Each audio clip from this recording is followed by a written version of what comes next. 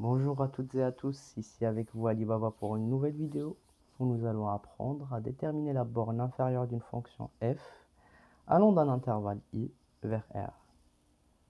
Ici en l'occurrence, nous allons déterminer la borne inférieure de la fonction x3 plus x exposant moins 2 sur x appartenant à l'intervalle ouvert 0 plus l'infini, qu'on peut écrire également r plus étoile. Alors, premièrement, qu'est-ce qu'une borne inférieure? On peut dire qu'une fonction f admet une borne inférieure si tout simplement cette fonction admet un plus petit élément. Du coup, premièrement, nous allons poser, on pose l'application f déterminée 0 plus l'infini vers r qui est associé à tout élément x, fonction f de x est égal à x exposant 3 plus x moins 2. Et pour trouver si cette fonction admet un plus petit élément, nous allons tout simplement étudier cette fonction. Alors, elle est clairement dérivable car c'est une fonction polynôme et on écrit f est une fonction dérivable sur R. Ici, c'est sur 0 plus l'infini. Et quel que soit x appartenant à l'intervalle ouvert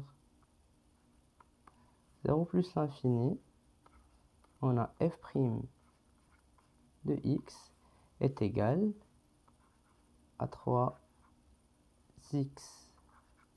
puissance 2 moins 2 x exposant moins 3, où nous avons utilisé tout simplement les dérivées de fonctions usuelles. Ici, en l'occurrence, la dérivée de la fonction x à la puissance n qui est égale à n fois x à la puissance n moins 1 à garder en tête.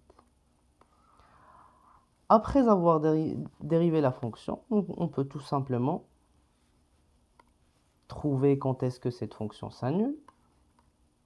Et on peut résoudre l'équation f' de x est égal à 0, qui revient à écrire 3x carré moins 2x moins 3 est égal à 0. Et voilà, en résolvant cette équation, on peut trouver que x est égal, que la fonction s'annule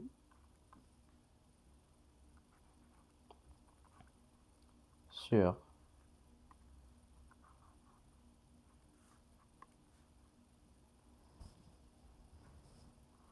x égale à 2 sur 3 exposant 1 cinquième.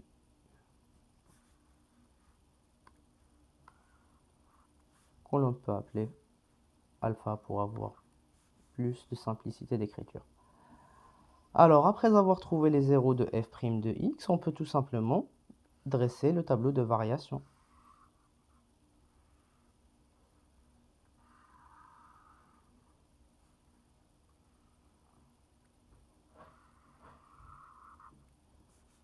Alors, on a x, 0, la fonction s'annule en alpha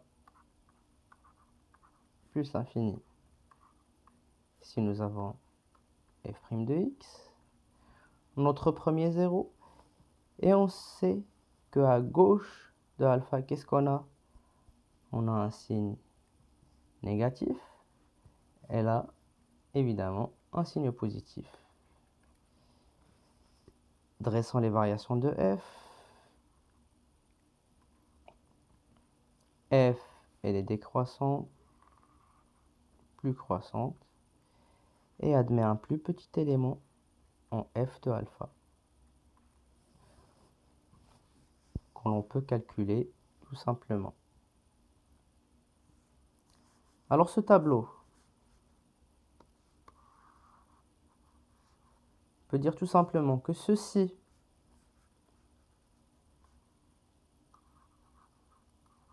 montre que la borne inférieure envisagée existe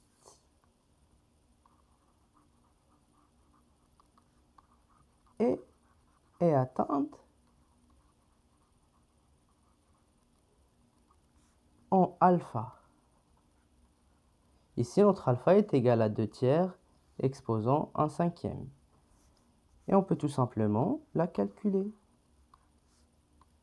On écrit 1 de x appartenant à 0 plus l'infini de l'application f est égal à f de alpha qui est égal à alpha 3 plus alpha exposant moins 2 avec la factorisation. On factorise avec alpha à la puissance 3. Il nous reste un seul élément ici. Et là, il nous reste 1/5. On descend un petit peu la page.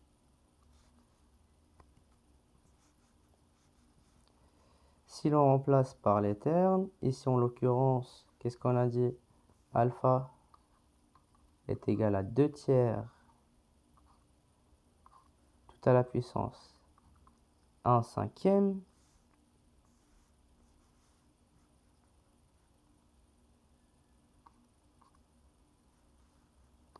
On remplace tout simplement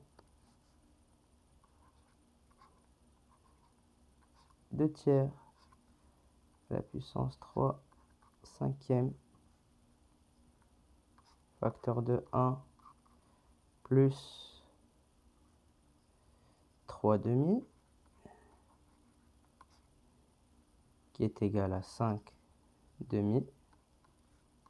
On a 5/2 facteur 2 sur 3 à la puissance 3/5. Et c'est bien la borne inférieure. Lorsque x appartient à l'intervalle 0 plus infini de l'application x plus 3 plus x exposant moins 2, ce qui fait une réponse à notre question. Merci pour votre écoute et je vous donne rendez-vous pour une prochaine vidéo.